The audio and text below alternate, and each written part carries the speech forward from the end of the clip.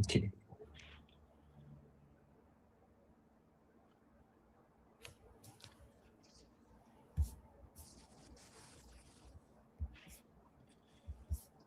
I'll give like a few seconds until like people like get in. Mm-hmm. Um,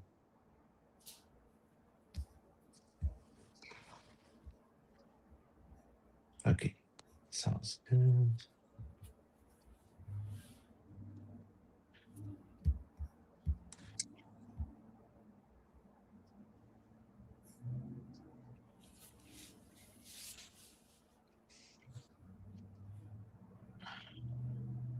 All right. Oh, welcome everyone. Today I'm joined here with attorney Philip N. For those who don't know, like Philip is the attorney responsible for in a law firm. He's the managing attorney, and basically today we're going to discuss the Visa Bulletin. And before we start, I always say that no one can predict the Visa Bulletin, and when the EB-2 category became current last month, it was a big surprise for everyone. Everyone was caught off guard. Uh, but even with that, like I would never imagine like to see the EB-3 category Right. becoming current, like anytime soon. So yeah, thanks for joining, Philip. What are your considerations? Like, why are we seeing like this movement? Why are things getting current? Yeah, I think, first and foremost, we're just in such an unpredictable time. I mean, as you said, last month we didn't expect it to become current like that, in a way that it did. And, I think a lot of us are surprised. We can't really tell exactly why. Maybe just some certain visa spots are just opening up. I know there was been like a backlog for a couple months, and as the year goes on and progresses, um, you know, it just kind of opens up, and it just presents us a unique opportunity to kind of pursue all of our options moving forward, specifically with those who have become current. And so, happy to discuss this. It's a hopeful time and a joyous time, and it's our responsibility just to talk with everyone and kind of guide everyone through. So happy to be here. And one thing, like that, when the Visa Bulletin, it became current like last month as well for the EB-3 category. A lot of people, they had, a couple of reactions. The first reaction was, I don't have an I-140 approved, let's rush into premium processing. The other reaction was, I do have an I-140 approved, let's schedule our medicals. And I think like the gray area here is the third, situation where I have an I-140 pending.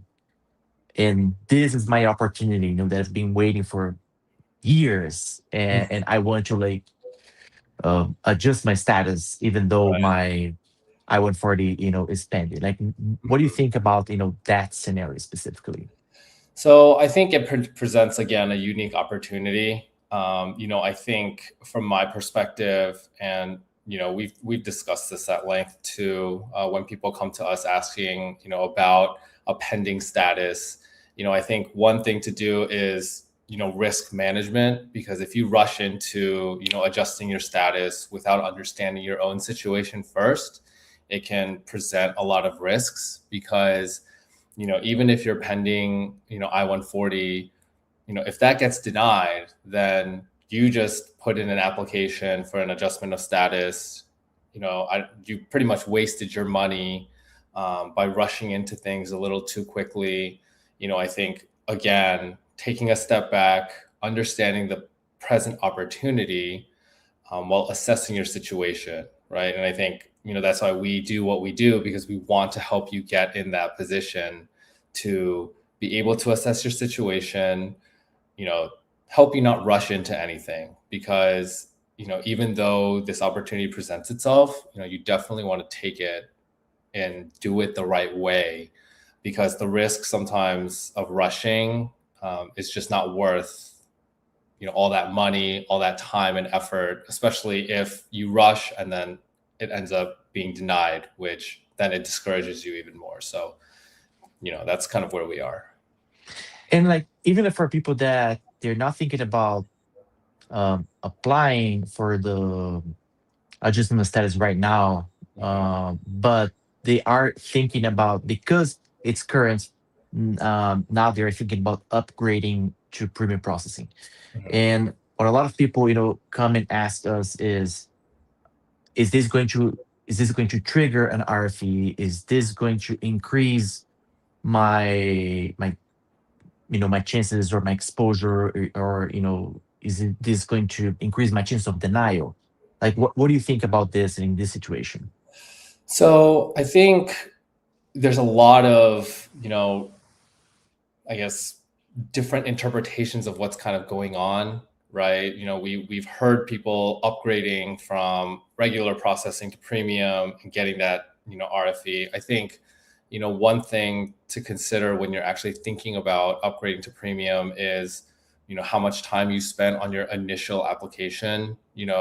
Whoever you worked with, whether it was us or somebody else, how comfortable you are, with your application, and the evidence and sources that you've all gathered for yourself. I understand the want to get this done, get the approval quickly, especially given this golden opportunity that's come.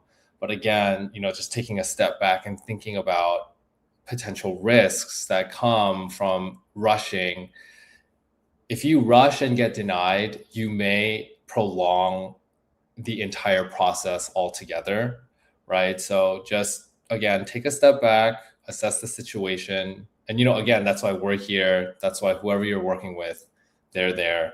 And just, it helps us kind of analyze the situation. And, we work together to get you the best outcome while also counseling you on what specifically for you is, the best way forward. No, yeah, that makes sense. And one thing that's it's also important because there have there are many people that came to the US and then they applied for the asylum. And asylum can take many, many, many years. I know people that have been waiting for over 15 years. And right now, they also applied for an I-140 application, and their priority date is now current. And they're debating, like, can I apply for adjustment status or not? And what is your take on that? Considering like that asylum by itself is not a status that usually you can adjust from. Yeah, I mean, when you decide to adjust your status, you have to make sure your underlying status is valid. Nothing pending, like you need to have good legal status, right? And so what I always tell my clients is submitting an I-140 does not in and of itself give you status. And that is what everyone has to be aware of, right? So even throughout the pending period, even once that I-140 is approved, you technically still don't have status. It just means that your petition is approved, right? The whole reason why we're talking about the currency of all these visa bulletins, that gives the ability for one to adjust their status, right? And adjusting your status is essentially gaining legal status. So once that I-485 or the adjustment of status period is approved, that is when you can have legal status. So regardless of if it's asylum or another pending like H-1B, H-1, H-4, any of that, the underlying status always has to be legal and it has to be present. So, I don't want to say it's like a warning, but it's just, I want everyone to be aware that you should have underlying status no matter what before you decide to pursue I-140. Don't use the I-140 as your way of maintaining legal status, essentially. Yeah, that makes sense. And we have the visa bulletin here on the screen, and you know several times, like today, I just looked at it and was like, is EB-3 like really current? Like I still can't believe it. It's kind of unbelievable. And but also, other another jump that's been very prominent is India itself. So Mm, we, been talking to, yeah, actually, we talked today with one client that he right. had an I-140 approved from like a regular EB2. It was not an EB2 NW.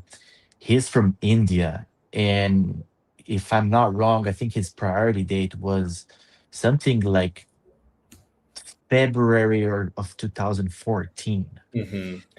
And when we first talked to him, like about 2 months ago, his priority date was not current. It was closed, but was not current.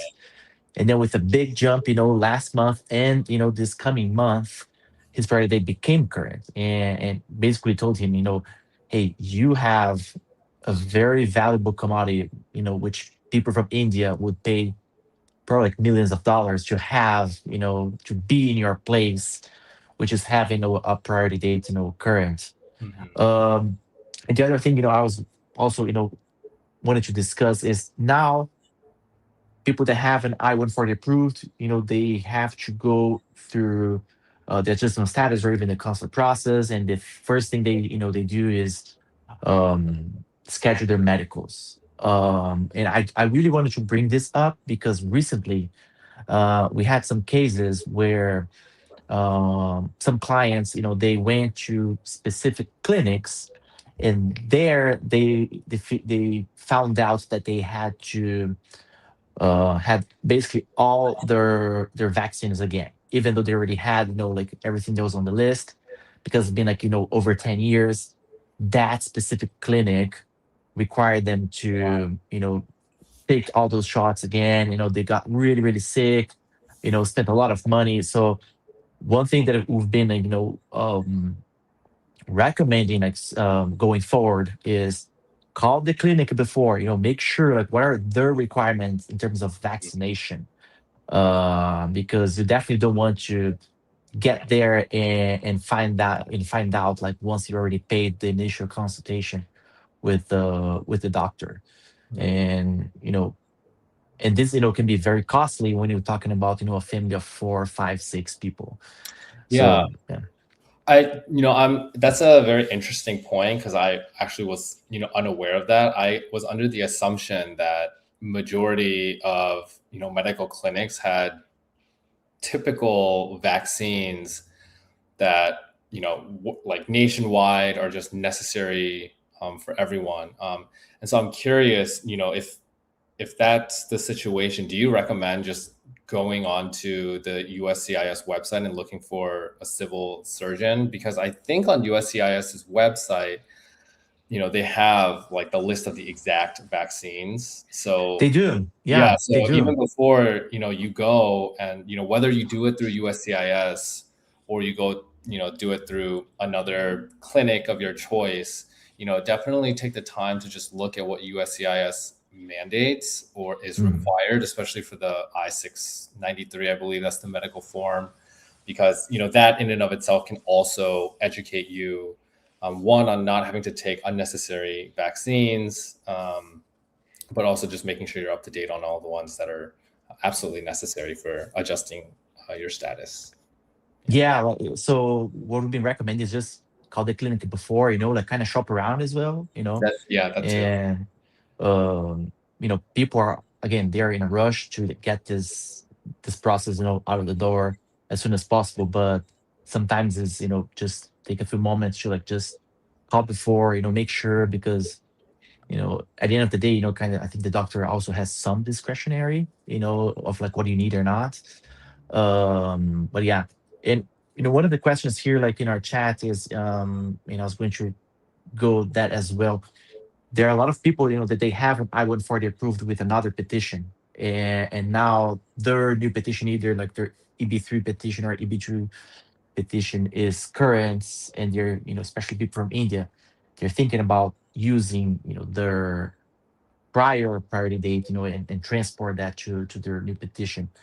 So that it's just, it's been like a lot of good news. And do you think that the travel ban has had an impact in this crazy, visa bulletin movement?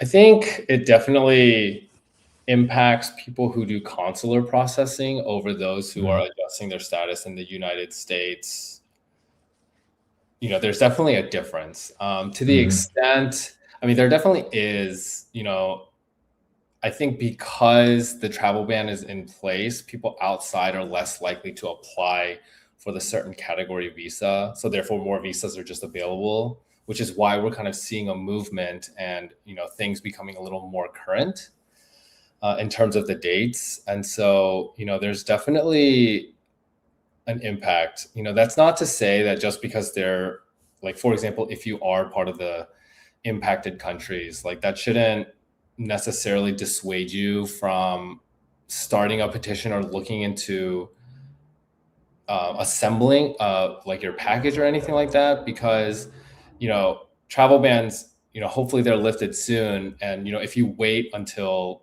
the travel ban lifts, then you're kind of prolonging the time in which you start assembling your package, and then that kind of pushes everything back based on your timeline.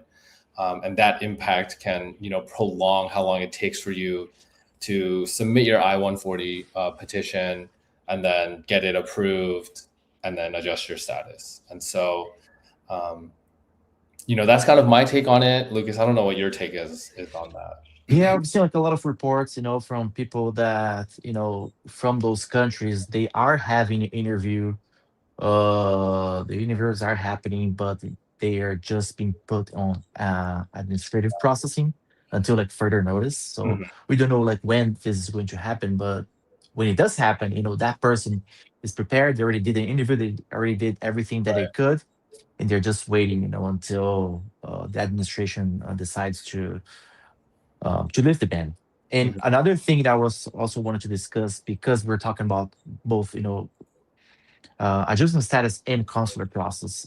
Today, uh, I saw like on one of the social medias that I follow a very shocking case where someone in Brazil, she was a dentist and she had her EB-2 NIW approved. She did her interview, and Brazil is within those 75 countries, but she did not speak English. And before, you could probably pass the interview without any problem, but in her case she actually got her visa denied. So not only was it was not put on administrative processing or anything, it Okay. was straight up denied, Oh, wow. and they sent her case back to USCIS because she did not speak English. And we're just seeing like more and more scrutiny in the level of, are you actually prepared to advance your endeavor in the United States, to speak the languages? Do you already have something lined up, or things like that? Yeah. And I think that, kind of tying it, like, are you well equipped to pursue your endeavor? I think that's why me and you, whenever we speak with clients, like we always say, like, those letters of intent, industry, validation, trying to have a great network. Not, if you're overseas, like having an overseas network is completely fine, but, even having some sort of connections in the United States can go like a really long way. And it's just so surprising to hear you say that just because she didn't, speak English, like they just completely, they didn't even put it in like administrative holding. They just like straight up just sent it back to USCIS and, said no, which is very surprising. And I think, again, that goes to the scrutiny issue that we're seeing so much more of, and you see it a lot more. And I think it's interesting that we're seeing so many different types of denials, like things that we've never seen before, kind of Mm. creeping up and rearing its ugly head. And it only just goes to show like it's like kind of like a turbulent time within the immigration landscape. So very interesting. Yeah, yeah. And with this travel ban as well, we might see a surge in RFEs from people that are change status or even adjust their status. We had a case recently that someone was changing their status, I believe, like from F1 to B1, or the opposite. And I believe he was from one of the actually 36 countries, which is more restrictive. And the RFE was very clear, like, hey, just prove that you're a good citizen. We have the discretion to approve you or not, and you need to prove that you're a good citizen. So yeah, the scrutiny is definitely increasing a lot in many, many, many levels, not just the I-140 stage, but also the NVC, the adjustment status, the consular process, and differently, than adjustment status, which if you're denied, you can ultimately appeal. If you're denied at a consular level, Mhm. there's no appeal. There's Mhm. no appeal. And I believe it was like last year, if I'm not wrong, that was like a crazy case that ended up to going to the Supreme Court, which was an immigration lawyer. She married a guy Oh wow. who apparently was involved with gangs and etc. Mm. He was denied at a consular level, and then she kept appealing and appealing, and then got to the Supreme Court, and the Supreme Court like basically said, hey, consular processes you cannot appeal at all. So um for those who are abroad, yes, there's always a risk. The consulate, they do have discretion to approve or not. A lot of people, they ask us, is the interview like merely like a procedural, is just merely administrative in purpose, or if they are an actual risk of denial. And what we've seen is in many cases they are asking very specific questions, especially if you are prepared to advance your never, if they see anything that can sound like or smell like fraud, they are just being very, very careful. Mhm. Well, I think that's great. I mean, we covered pretty much the this jump in the visa bulletin, and I'm very, just very, very happy for everyone. I think especially for the people they have like EB-3, Yeah. because not in my wildest dreams I would ever think that the EB-3 category would ever be current. Like I'm I was very skeptical about it, but yeah, it's been wild times. Not and not everything is a bad news. I think like this jump is a very good news for many people that have been waiting for a long time. Yeah, I mean, just going off of what you said, not everything is bad news. Sometimes it's good news. And so, when this opportunity arises, for us to just be able to share with everyone, and if anyone ever has any questions, feel free to definitely, reach out. So, Great, great. Thank you so much, everyone. all right. Thank you, Philip. Thank you.